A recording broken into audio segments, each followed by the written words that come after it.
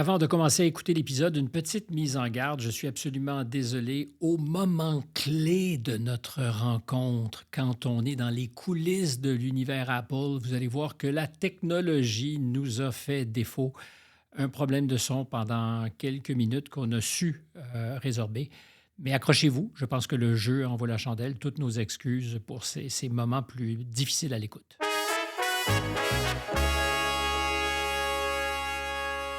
Il faut de tout dans une équipe. Tu sais, nous, on était une douzaine de geeks, mais on pensait de façon très différente. Ça a été ça un peu notre force. Tu sais, justement, la publicité d'Apple avec Einstein to the Crazy Ones, The Misfits, puis tout ça, bien, nous, c'était un peu ça. Quand on est arrivé, on était ça, puis on pensait qu'on allait joindre des gens comme ça. Puis on était très, très surpris que c'était pas ça, qu'il y avait même des gens chez Apple qui nous voulaient pas, là, qui disaient, ben non, on est Apple, on peut tout inventer nous-mêmes.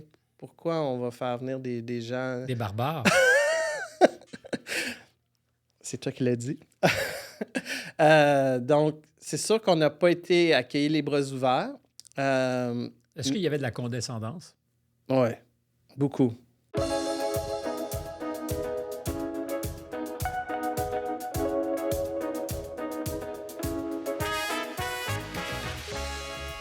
Bonjour à tous, mon invité cette semaine à Contact est un jeune techno-entrepreneur, Bertrand Neveu, qui a passé 12 ans de sa vie à développer un casque de réalité virtuelle, réalité augmentée, le Totem, un succès qui a été récompensé au Consumer Electronics Show de Las Vegas, assez pour que le géant Apple lui offre la coquette somme de 40 millions de dollars pour acheter son produit. Une transaction accompagnée aussi d'un déménagement en Californie de la petite équipe de Bertrand, qui a poursuivi son travail là-bas à Cupertino. Je rappelle aussi à ceux qui veulent nous voir sans le bénéfice de la réalité augmentée ou virtuelle qu'il est possible de le faire en allant sur notre chaîne YouTube, sinon par les oreilles. Ça se passe aussi très bien. Bertrand, bonjour. Bonjour. Merci d'être là. Bien, merci de m'inviter. Première question.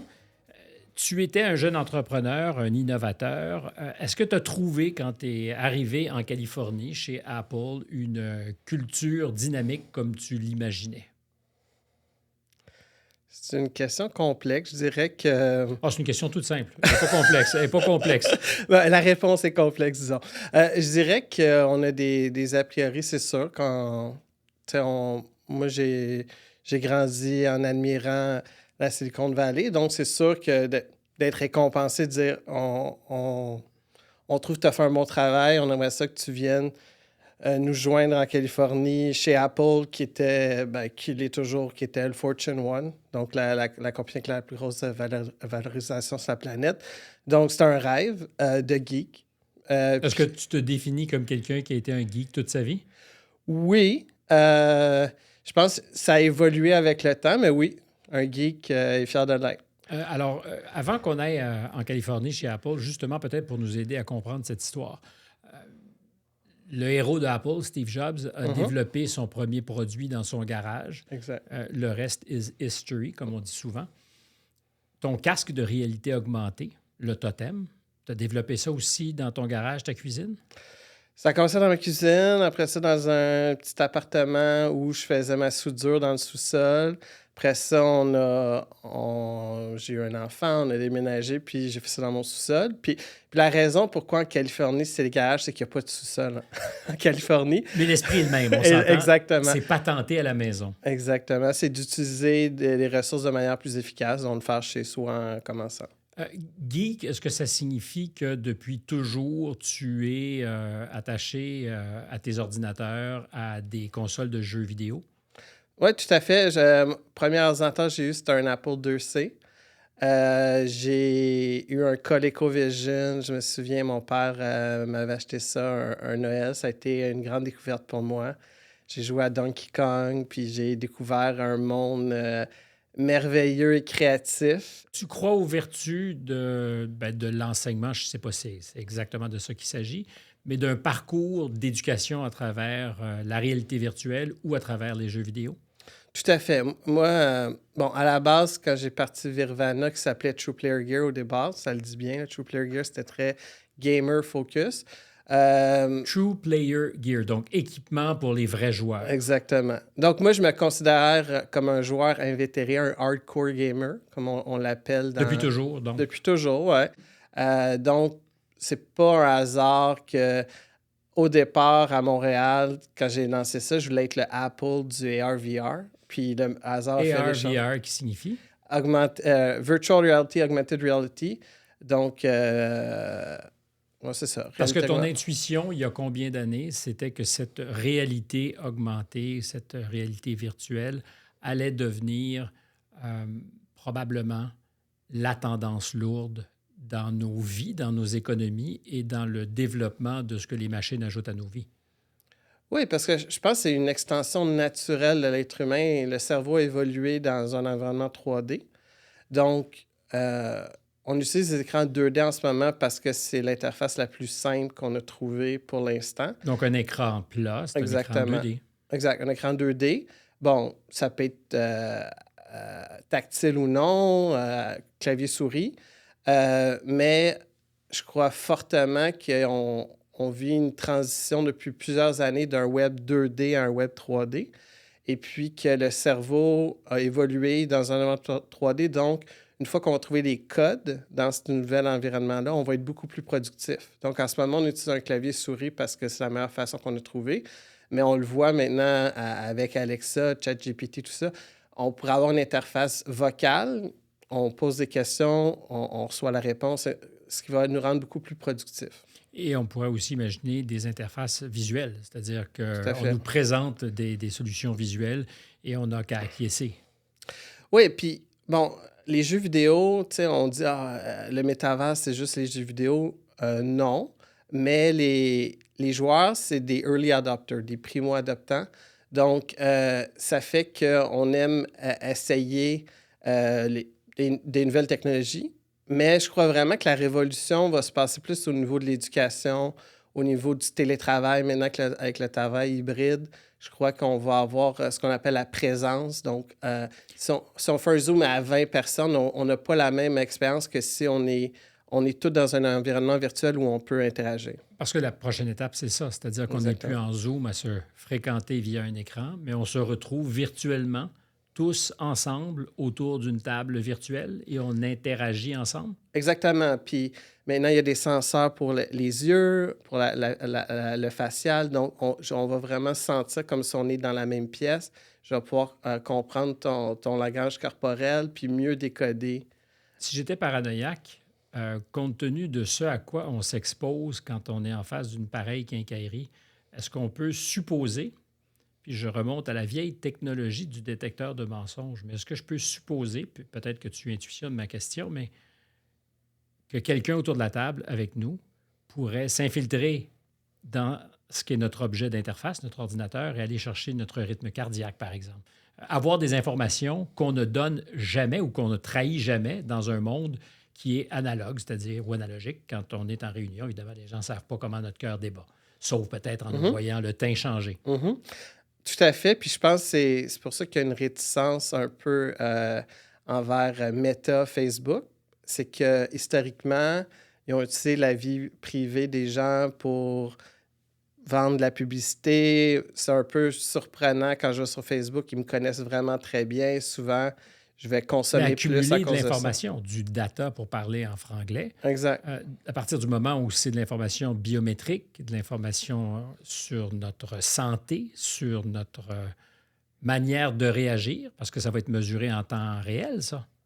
Mais c'est pour ça qu'Apple, pour moi, c'est la compagnie qui est la mieux positionnée pour démocratiser le métavers. Et ils n'appelleront pas ça le métavers, ils vont utiliser leur propre terme marketing. Ça, Ils vont rebaptiser tout ça. C'est sûr. Et ça va leur appartenir. Dans le fond, ils vont nous Exactement. créer l'impression, nous donner l'impression qu'ils ont inventé quelque chose qui les a largement précédés. Est-ce que c'est possible que ce soit comme ça que ça se passe dans leur plan de match? C'est sûr. C'est sûr. Puis je dis ça sans savoir la réponse parce que j'étais pas impliqué dans cette phase-là Du développement. Du développement, exactement. Mais si on regarde historiquement, c'est leur modus operandi. Tu parlais tout à l'heure des Adoptant. adoptants, donc des early adopters en anglais. ceux-là ont commencé à faire la preuve de l'efficacité de cette réalité virtuelle sur des plateformes de jeux. Tout à fait. Aujourd'hui, cette réalité virtuelle, je donnerai peut-être l'impression de me répéter pour ceux qui nous écoutent depuis tout à l'heure, mais va être applicable à beaucoup d'autres sphères de nos vies. Réunion, c'est une possibilité. Mais aussi, quand tu parlais de productivité, c'est d'interagir en 3D avec des outils productifs. Tout à fait. Moi, ce que souvent les gens ils vont aimer la réalité virtuelle, la réalité augmentée. Je pense que la réalité augmentée, c'est plus accessible au commun des mortels. C'est quoi la nuance d'ailleurs? Bon, réalité augmentée, c'est on voit le monde réel et puis il y a de l'information digitale qui est superposée. Donc, la première fois que je te rencontre, je pourrais voir ta biographie au-dessus de toi, puis des informations publiques qui vont m'aider peut-être Ou à... pas, si tu es, si t'es bien rencardé, si tu as de bons réseaux, tu aurais peut-être de l'information vraiment, vraiment augmentée. Tout à fait. Tandis que la réalité virtuelle, ça, t'es en immersion totale.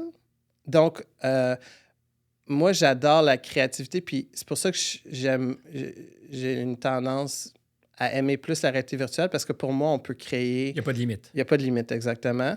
Puis on est un peu comme, vu que je suis un gamer, en God mode, là.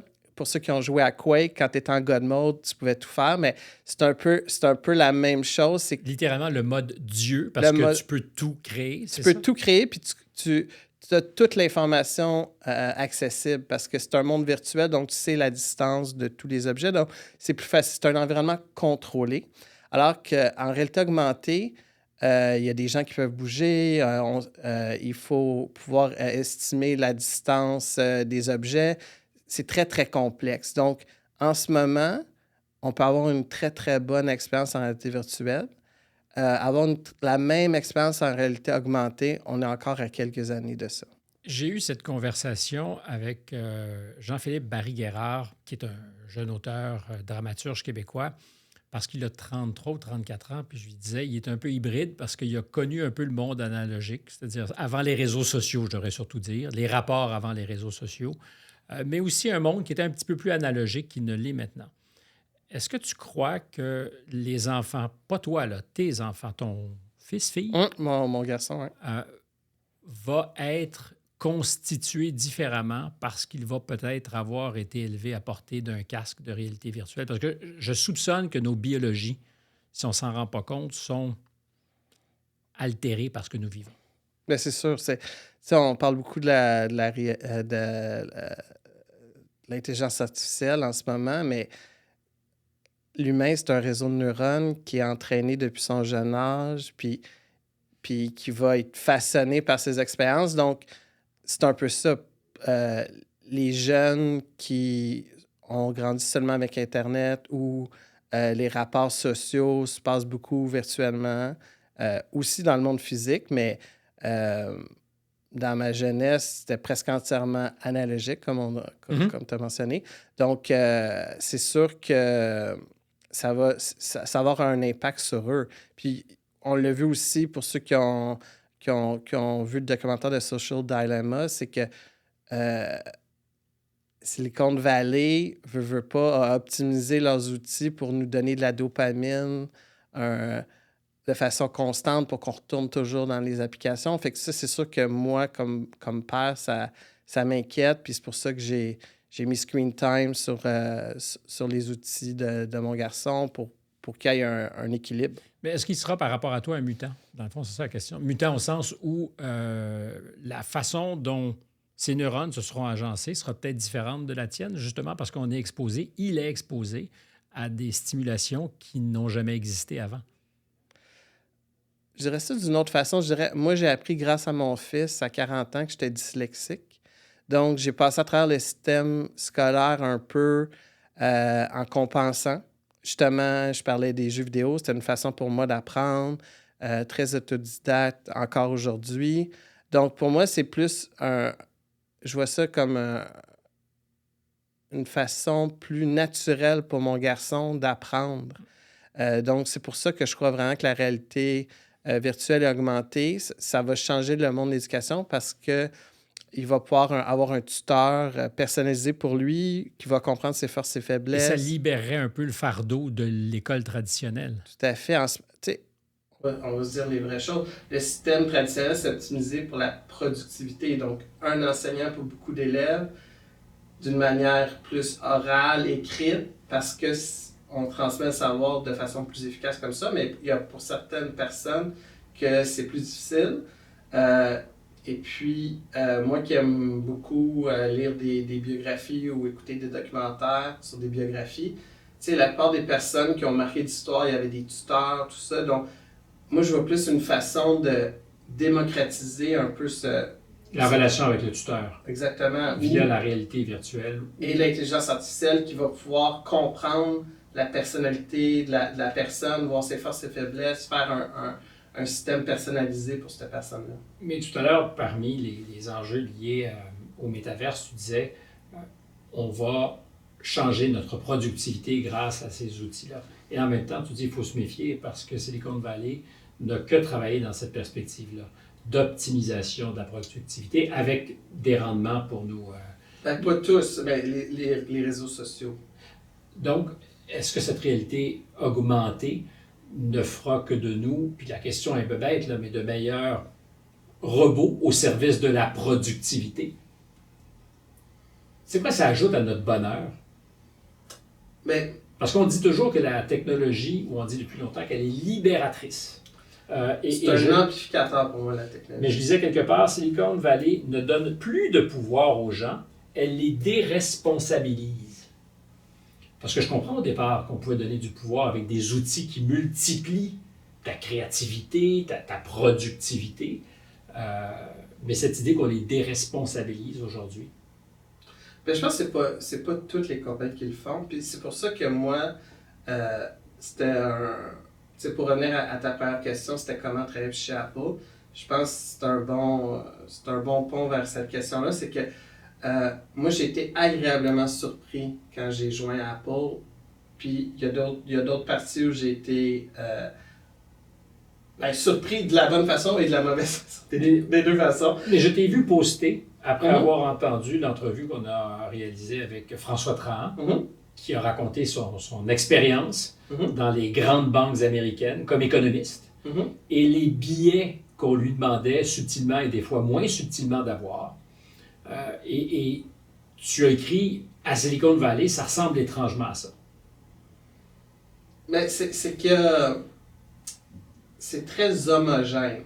Les gens qui travaillent à Silicon Valley, c'est souvent, ils viennent des grandes écoles, beaucoup de PhD. Parce qu'on veut des gens surspécialisés. Ce qui fait du sens. Quand on est une jeune pousse, une start-up, on veut des gens versatiles qui peuvent... Polyvalents, exactement, qui peuvent avoir plusieurs chapeaux, alors que dans des grosses compagnies, on cherche des gens hyper spécialisés, ce qui fait une vue très micro, alors que moi, je venais plus d'une vue macro. Tu sais, ça a été démontré, les dyslexiques, c'est un des avantages des dyslexiques, la vue macro. Donc, moi, j'arrivais dans un environnement où les gens étaient très micro, qui avaient fait des très grandes choses chez Apple. Puis moi, comme Montréalais qui arrivait là, en toute humilité, très impressionné, mais là, je leur disais, oui, mais vous avez-tu pensé à ça, à ça? Oui, je comprends que chacun de votre côté, vous travaillez sur des choses incroyables, mais il faut qu'ils peuvent se parler ensemble, tout ça. Donc, souvent dans les réunions, j'avais un peu de misère à faire passer mon message parce que je dis souvent, la seule façon pour moi de travailler chez Apple, c'était par une acquisition parce que j'aurais jamais passé le processus d'entrevue pour travailler là-bas. Tu n'aurais jamais correspondu à ce que Apple embauche. Exactement. Mais parce que la culture, elle a changé. C'est plus la compagnie de Steve Jobs, c'est la compagnie de Tim Cook. Puis Tim Cook, tu sais, on parle côté gauche, côté droit du cerveau, tu sais. Un, c'est le côté plus créatif, intuitif, l'autre, c'est le côté plus analytique. Donc, Tim Cook, j'ai beaucoup de respect pour lui, mais c'est un optimisateur. Donc, lui... Optimisateur. Oui. Est-ce que tu mesures chacun de tes mots? Peut-être parce que pour ceux qui nous écoutent en ce moment, on doit le dire, tu es tenu, tu es non pas ligoté, mais tu es tenu à mesurer tes mots parce que tu as une entente de confidentialité Tout à fait. qui est signée consécutivement à ton départ, c'est ça? C'est-à-dire que quand tu quittes, quand tu rentres... Même quand je suis rentré... Mais à plus forte raison, si tu t'en vas, tu es tenu de ne pas révéler la recette secrète. Tout à fait. Donc, est-ce que tu te sens observé quand tu prends la parole? C'est sûr. C'est sûr que historiquement, les gens aiment mieux ne pas parler parce qu'il n'y a pas de risque quand on ne parle pas. Mais moi... Est-ce que c'est Big Brother un peu, Apple? Oui. Oui, tout à fait.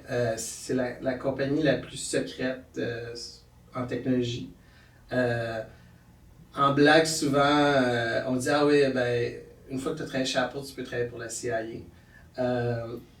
Petite anecdote, moi, je suis quelqu'un de très sociable, tout ça, donc je faisais souvent des petites fêtes à chaque mois chez nous.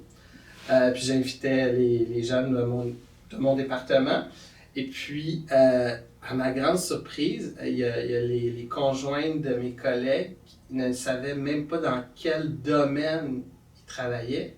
Donc, c'est-à-dire que l'idée de partager avec des gens qui sont tous des employés, conjointes, mais quand même employés de la grande famille Apple, l'idée de partager le secret que vous travaillez tous ensemble sur un casque de réalité virtuelle, parce que c'est de ça qu'on parle, ça se disait pas.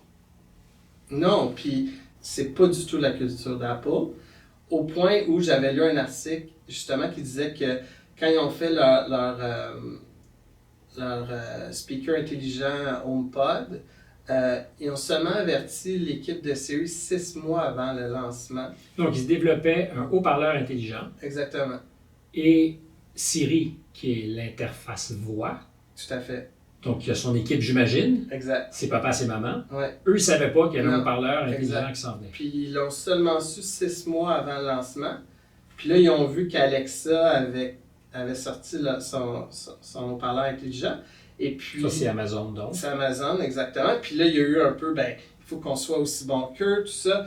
Mais s'il l'avait su peut-être 3 ans en avant, il aurait pu s'adapter. Mais là, à 6 mois d'avance, ça a été un des grands échecs du HomePod. Ça a été ça, vu que Siri n'était pas aussi performant qu'Alexa. Donc, cette culture de cloisonnement, de secret et tout ça, pour moi, c'est un peu obsolète. Tu as certainement vu Westworld, qui a été adapté de nouveau, parce que c'est un grand classique du cinéma des années 70. Quand je t'écoute décrire ça, j'ai l'impression qu'on rentre presque dans un Westworld, c'est-à-dire que tu rentres dans un univers où tu dois faire attention, tu ne sais pas ce qui est vrai ou ce qui ne l'est pas. Alors, quand tu es transplanté comme vous l'avez été, vous étiez combien du Québec à arriver? On était 9. Avec le casque? Oui, avec 20 casques. Donc, acheté pour 40 millions de dollars, 20 casques? Non, mais c'est pas... Mais, en fait, il n'était pas encore commercialisé. Il était en pré-production. Donc, on avait déjà une quinzaine de clients. Et puis, on était en train d'optimiser la production de masse. Alors, ils vous ont arrêté juste avant ça? Oui, parce que sur le coup, je l'ai pas vraiment su, mais une fois que j'étais dans le ventre du dragon, pour parler d'un autre classique québécois, disons que j'ai un peu appris tout comment ça s'était passé de l'interne puis tout ça. Et puis... Et comment ça s'est passé de l'interne? Ils ont vu une petite pousse? Ben, c'est qu'eux aussi, il y avait un agenda à l'interne à passer. Ils voulaient faire progresser cette idée-là. Puis notre casque, c'était la meilleure façon de faire avancer cette idée-là. Manière de dire au petit casse, pardonne l'expression, de chez Apple. Voyez, il y a des gens qui, dans leur sous-sol au Québec, sont capables de le faire. Oui, puis moi, je les avais rencontrés 1 an auparavant, puis j'ai appris aussi qu'ils ont essayé de faire la même chose à l'interne. Puis après 1 an, il y a des gens qui se sont fâchés, puis ont dit, si vous n'êtes pas capable de le faire, peut-être qu'on devrait leur parler plus sérieusement. Comment se fait-il que vous ayez dans vos sous-sols 17 geeks et ingénieurs ensemble fait ce que Apple, avec des milliards de dollars, sinon des centaines de milliards de dollars, n'arrive pas à faire? Et pourquoi ne sont-ils plus capables de générer cette innovation chez eux? parce qu'on n'a pas le droit à l'erreur chez Apple. Donc, C'est inhibiteur, ça. Oui, mais moi, j'ai mon expérience à Apple, mais je pense pas que c'est propre à Apple. Je pense que c'est propre des grosses compagnies parce que chaque erreur coûte des dizaines de millions de dollars. Donc, on veut pas faire d'erreurs, mais d'un autre côté, innover, c'est faire des erreurs, apprendre de ses erreurs, puis itérer.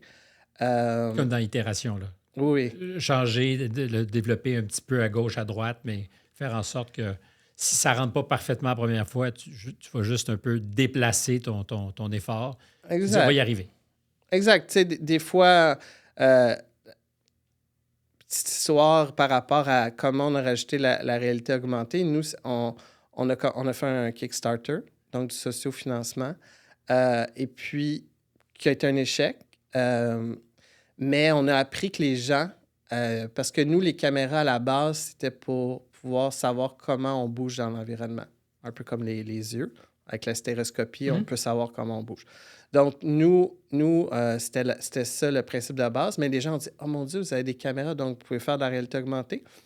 Puis nous, on a dit non, mais c'est une bonne idée.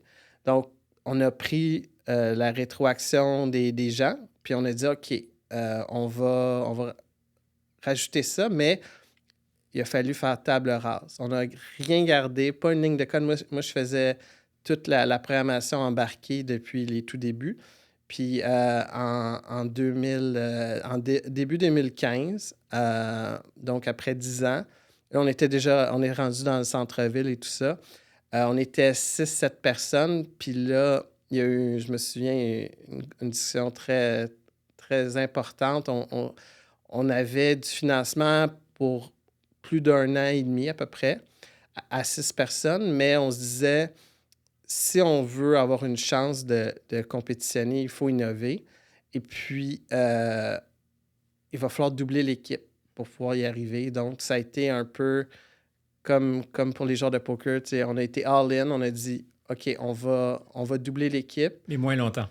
Puis on va seulement durer 6 mois avec cette nouvelle charge financière.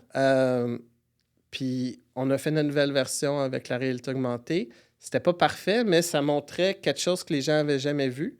Puis on a eu du financement grâce à ça. Puis après ça, on a itéré 2 autres fois. Puis là, c'est justement après ces itérations-là qu'on a gagné le prix de Tom Zardor au CS. À Las Vegas. Exact. Combien ça a coûté à peu près de développer le casque? Si on mettait bout à bout vos efforts, puis j'imagine que toutes les heures ne peuvent pas être comptées, mais combien d'argent a été dépensé? 5 millions. 5 Donc, on a eu 3 millions de financement, puis on a eu environ 2 millions de crédits R&D. Si tu avais à faire l'hypothèse de ce que ça aurait coûté dans le monde d'Apple pour arriver au même résultat? 100 millions. Ça, c'est conservateur, 100 millions? Mais je parle pour le prototype, je dirais. Pour le prototype. Parce que nous, c'était un prototype. Là, 20 fois plus cher. Oui, parce que, écoute, une chose qui nous prenait une journée à faire chez Apple prenait une semaine. Chez Virvana prenait une semaine chez Apple. Parce que tous les processus, juste avoir une rencontre d'équipe, tout est long, tout est compliqué. Donc, puis justement, les gens n'ont pas le droit à l'erreur, donc tout est data-driven. Donc, avant qu'on approuve ta façon de faire, on va dire, amène-moi des données. Prouve-moi que ce que tu fais va fonctionner. Avant de le faire. Avant de le faire. Mais je peux pas te le prouver. Tu sais, moi, je suis un grand fan de l'intuition. Ils ne sont pas beaucoup fans de ça. Zéro. Ça leur fait très, très peur. Très, très peur, l'intuition, parce que... Puis c'est un peu ça aussi... Pourtant, la culture initiale, moi, je fais le pari que Jobs, il n'était pas nono, là. C'est-à-dire qu'il devait vouloir appuyer ses intuitions fortes sur des données éventuellement, mais les intuitions du fondateur sont aussi ce qui fait que l'entreprise est devenue géniale, non? Oui, mais Steve Jobs était dyslexique aussi. Donc, moi, je pense qu'il y a ça aussi, c'est comme... On parle beaucoup de diversité, mais il y a aussi la neurodiversité. il faut de tout dans une équipe. Nous, on était une douzaine de geeks, mais on pensait de façon très différente. Ça a été ça un peu notre force. Puis, justement, la publicité d'Apple avec Einstein to the Crazy Ones, The Misfits, puis tout ça, ben nous, c'était un peu ça. Quand on est arrivé... Vous vouliez être ça. On était ça. On était ça, puis on pensait qu'on allait joindre des gens comme ça. Puis on était très, très surpris que c'était pas ça. Qu'il y avait même des gens chez Apple qui nous voulaient pas, là, qui disaient, ben non, on est Apple, on peut tout inventer nous-mêmes. Pourquoi on va faire venir des gens... Des barbares. C'est toi qui l'as dit. Donc, c'est sûr qu'on n'a pas été accueillis les bras ouverts. Est-ce qu'il y avait de la condescendance? Oui, beaucoup. C'est vexant, non? Oui, oui, mais... Sans placer son orgueil à mauvaise place, là, parce que je comprends que c'est pas personnel. Ben, ça l'est, en fait. C'est très personnel. Mais on peut faire la part des choses et dire, hey, moi, je suis ici pour faire une job. S'ils veulent rire de moi, tant pis. Mais c'est vexant. Oui, on m'a dit, you need to learn the Apple way. What you did in the past doesn't matter. Donc, tout ton historique, ce que tu as fait, c'est pas important. Tu recommences en bas de l'échelle, tu prouves ton savoir-faire et tout. Ce qui est très contre-intuitif parce que si tu n'as pas la légitimité, ben là, tu sais, c'est... You're doomed to fail. Tu sais, ils te mettent dans une situation où c'est très, très difficile de montrer ton savoir-faire. Mais bon, moi, je suis un... On dit on va te juger à partir des critères qui sont les nôtres. Et ce, pourquoi on t'a embauché, ta créativité, ton originalité ne compte plus. Exact. Donc, par définition, on te coupe les ailes. Tout à fait. Est-ce que c'est une bonne façon de... Non, ça a été très, très difficile personnellement. Mais, tu sais, je dis souvent la blague, j'ai 2 enfants, j'ai vendu le premier à Apple. Donc, pour moi, c'était... J'allais toujours passer le produit en premier. Donc, j'ai mis mon orgueil de côté. Puis, j'ai trouvé une problématique qu'ils n'ont vu un peu leur condescendance.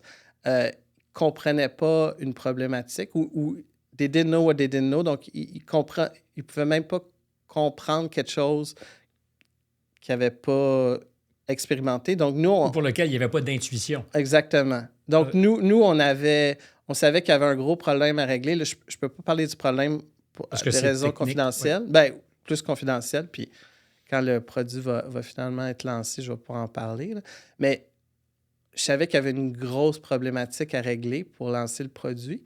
Et puis, je me suis fait assigner après 1 an à ce problème-là. Parce que j'ai dit, au moins, si je suis un peu mis à l'écart, je vais travailler sur quelque chose que les gens ne comprennent pas trop, mais moi, que je sais que c'est fondamental. Puis j'ai pu faire ça de manière très créative, de la même façon, et très satisfaisante pendant 1 an et demi, jusqu'à temps qu'ils se rendent compte finalement que c'était un gros problème. Puis là, c'était les rencontres avec les VP, tout ça. Puis là, c'était passé de « amuse-toi » à « on fait des daily meetings ». Mais la pire façon de tuer la créativité, c'est avoir des rencontres quotidiennes. Puis d'être sous la loupe continuellement. Oui, exactement. En une journée, là, tu peux pas montrer de progrès. Là, ça fait pas de sens. Quand je disais que c'est inhibiteur, j'aurais pu dire castrant, mais c'est ça. Tout à fait. Le produit qu'on va voir apparaître un jour, dont on ne connaît pas le nom, est-ce qu'il va ressembler étrangement au totem? Non. Moi, je dirais que ça va être... son ADN va être dedans. Est-ce qu'il y a d'autres technologies semblables qui ont été achetées par Apple et qui ont été toutes fusionnées? Ou, Oui, ça fait partie de leur MO. Là, si vous avez les Memoji sur le... c'est pas... Ça a été une compagnie achetée... Siri, c'est une compagnie qui a été achetée, SRI. Donc, ça fait partie de leur historique. Du modus operandi. Exact. Et puis que c'est des maîtres du packaging. Donc, ils vont mettre ça super beau. Ils vont trouver des termes marketing. Sont-ils aujourd'hui meilleurs à marketer qu'à innover?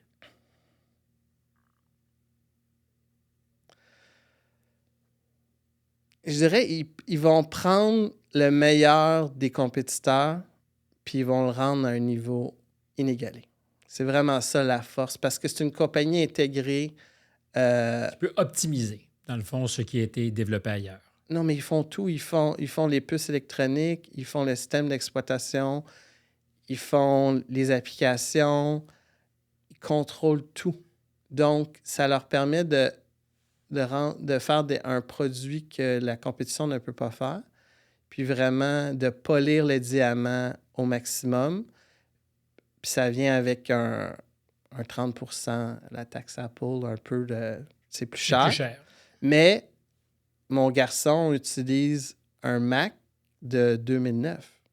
Donc, un Lenovo, un Dell, peu importe, après 3-4 ans, on n'utilise plus. Là. Donc, il y a quelque chose quand même pour ce 30 qu'on paie en Exact. supplément. On a pensé que Facebook, qui s'est renommé Meta, Mhm. deviendrait le géant Mhm. du métavers.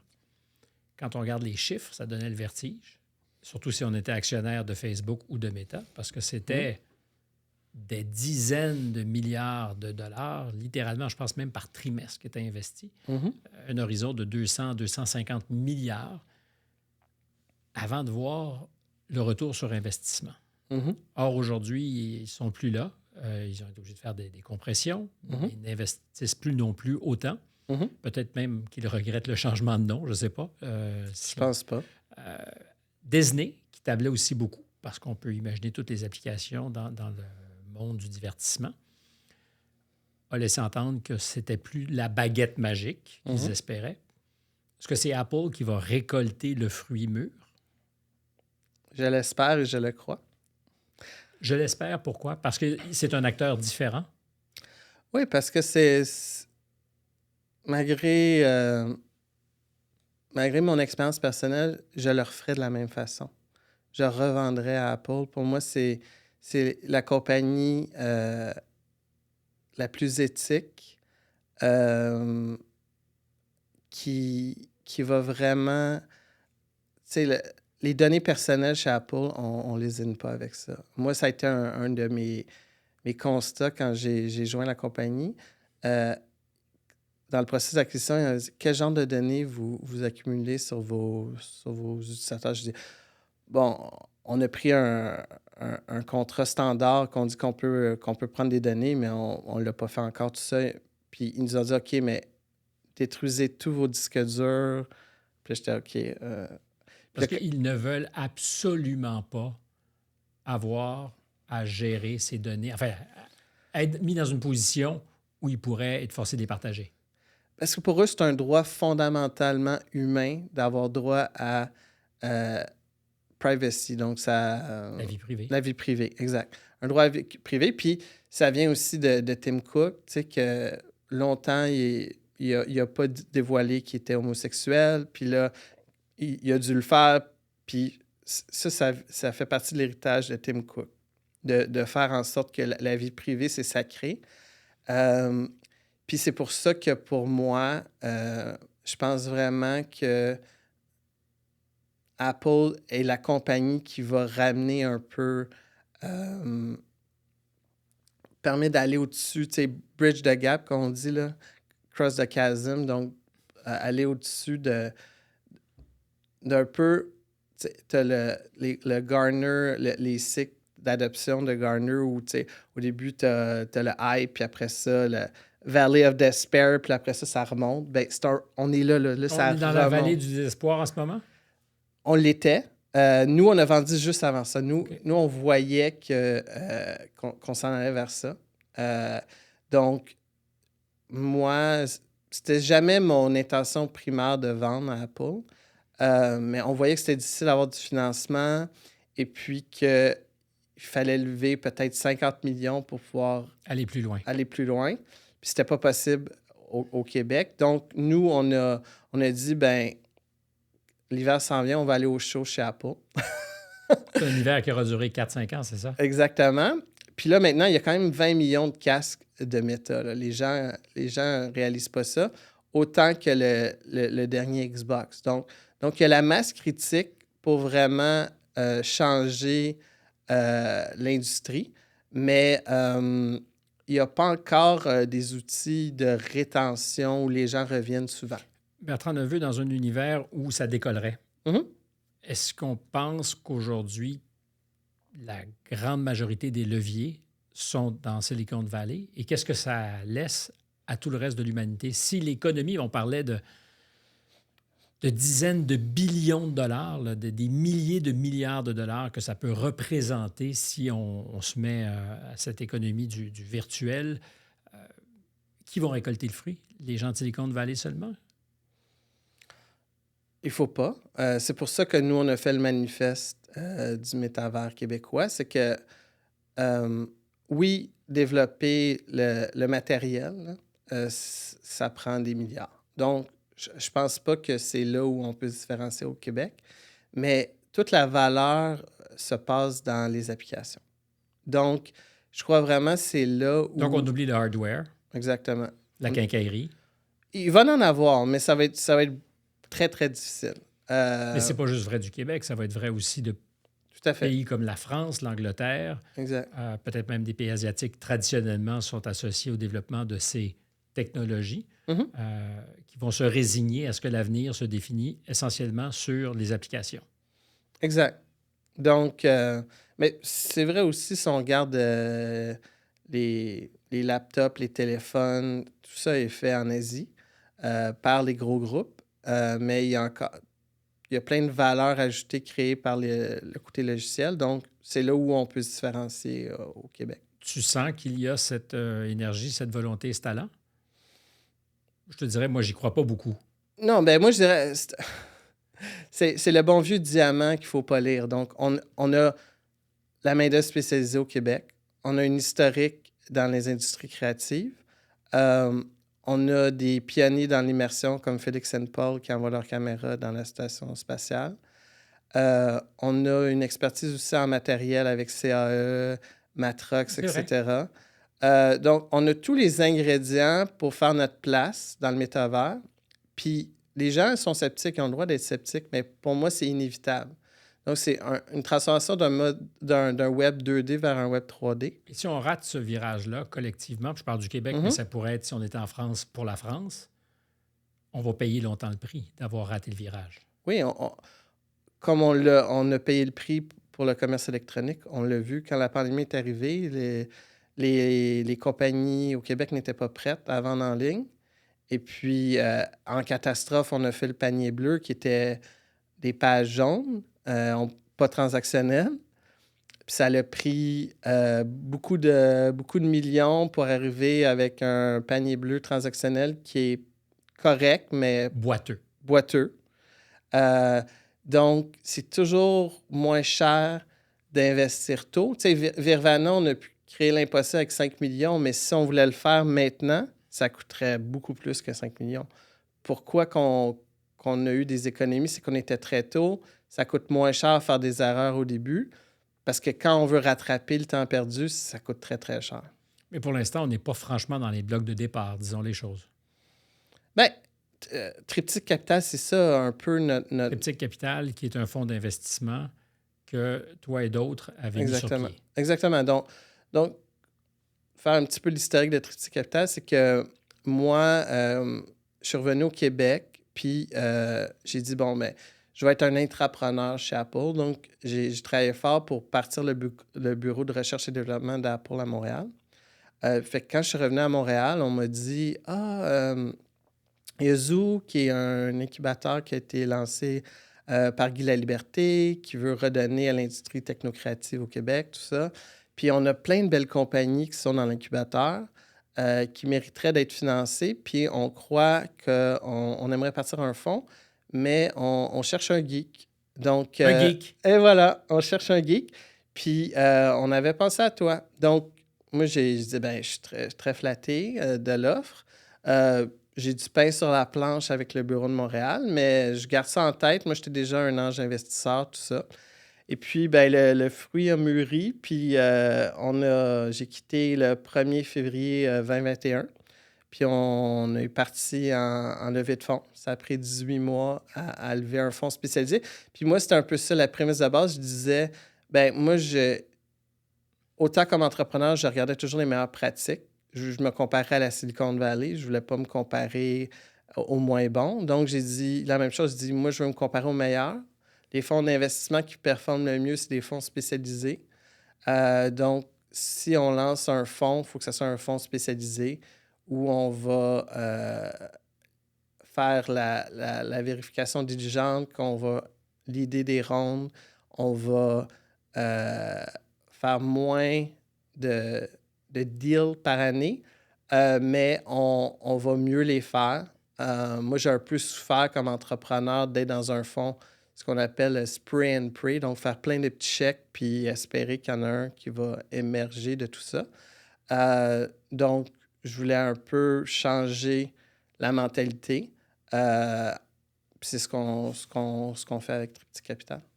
Est-ce que tu penses qu'un jour, un joueur majeur va émerger de ces efforts-là? Tu me diras, si je ne croyais pas, je ne serais pas là, mais c'est Tout à possible. fait. On a ce qu'il faut au Québec?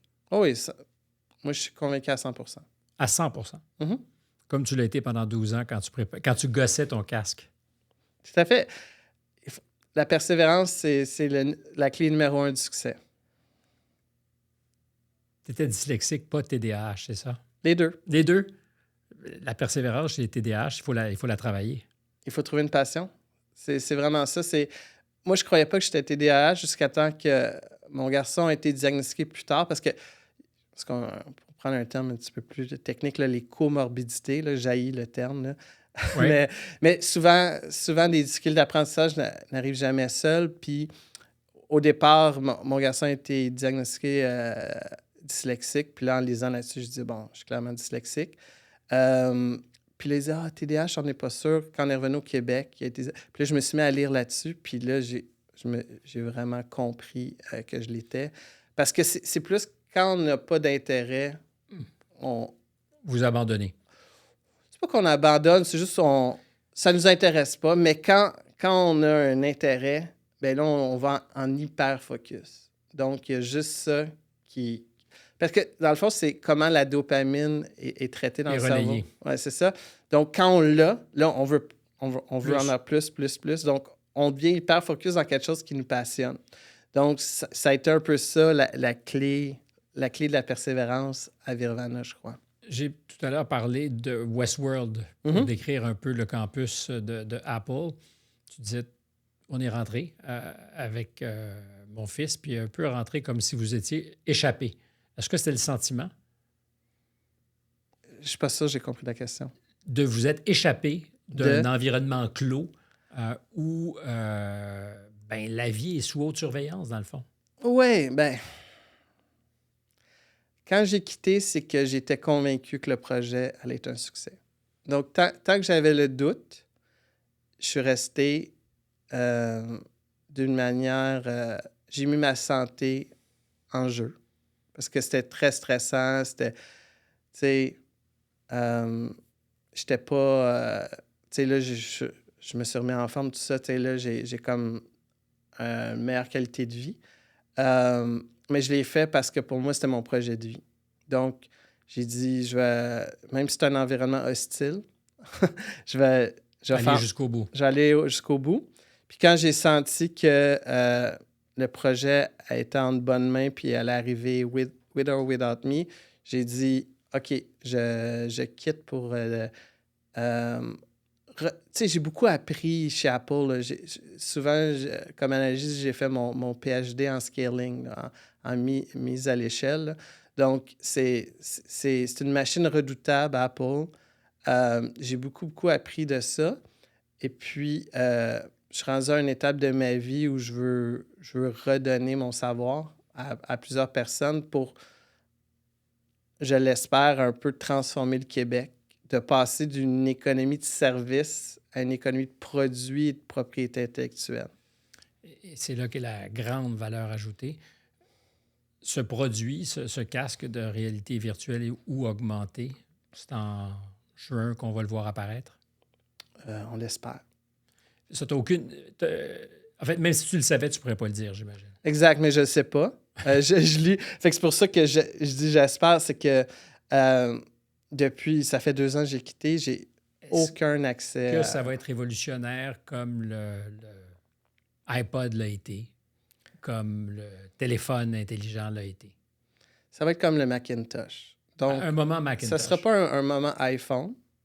Ça va être vraiment un moment Macintosh. C'est que ça va rester un produit très cher, mais qui va montrer les possibilités, puis qui va exciter les créatifs de ce monde, qui vont créer des expériences magiques avec l'outil. Puis, un peu comme le Macintosh qui avait seulement 10% du marché, puis c'est les ordinateurs personnels qui avaient le reste. Ça va être un peu le même principe, mais je pense sans le Macintosh, Windows n'aurait jamais été ce que c'était. Donc, ou ce que c'est encore. Donc, je pense que ça va vraiment inspirer beaucoup de gens et puis ça va légitimiser le secteur et puis les gros joueurs qui vont créer du contenu AAA, là, ils vont finalement venir et investir. Parce qu'on aura un outil qui sera facile à utiliser. Exact. Et probablement aussi utilisé par ceux qui influencent le plus, les créateurs. Je suis curieux de savoir où tu seras le jour où possiblement les casques seront déployés, peut-être à attendre en file comme tout le monde ou à la boutique Apple. Bertrand Neveu, merci beaucoup. Merci Stéphane. Et merde pour la suite des choses. Et merci. Alors, sans réalité augmentée, la musique que vous entendez est celle du générique de Contact parce que c'est fini. On participe à l'émission La Malle, qui est notre réalisateur, Marianne Grenon à la recherche, Jeanne Croteau, qui, elle, s'occupe de nos redoutables médias sociaux, Stéphane Bureau au microphone. Merci beaucoup. Je vous rappelle que vous pouvez toujours nous voir sur YouTube.